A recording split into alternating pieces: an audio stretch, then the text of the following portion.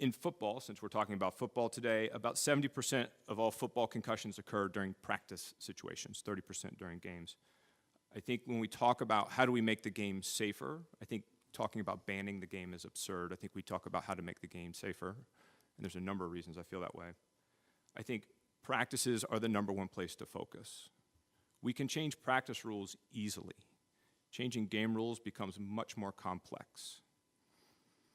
50% of practice concussions in football occur during the month of August. This is preseason.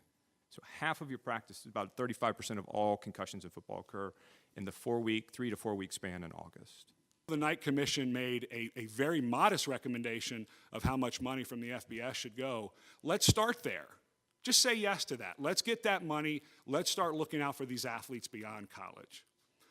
So you have two real issues here, safety and I think a real financial and court concern that if you don't get your act together, you're going to be told to.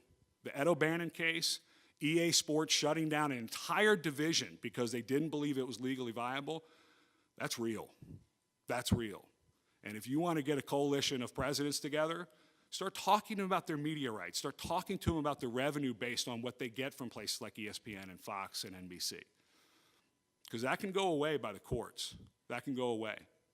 The safety issue, it's a tough one. It's large, high-trained men running into each other at full speed.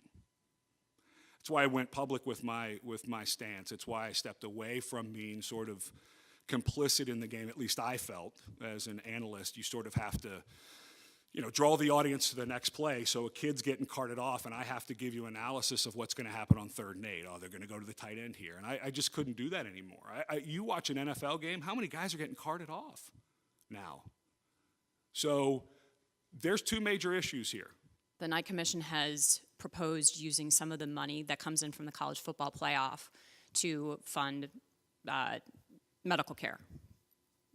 Use some more money to help pay for this. Do the same thing with a percentage from the NCAA tournament contract. I think most coaches, if you talk to them, they agree that there is disparity and that they would be willing to do things to help if they were allowed to. Take a percentage of some of these big contracts. And Ray, as you mentioned that there is the arms race that's going on, slap a tax on these Taj Mahals. If you want to spend $55 million to buy, build this, pay a 0.5% or 1% or whatever it is and put it in a fund for the athletes.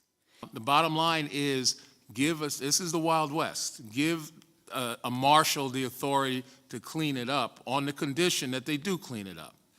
In fact, you make a list of all the things that should inure to the benefit of student athletes and say if you don't utilize this exemption to that end, then you lose it. Then you can die a death by litigation, 1,000 litigation cuts. But again, when we make this argument, I think it's unfair when we don't talk about the absolute benefits that they get. We're feeding into that bigger narrative of Goliath versus David, when in effect there's a lot of complexities in between. So I mean, it's more of a comment than a question.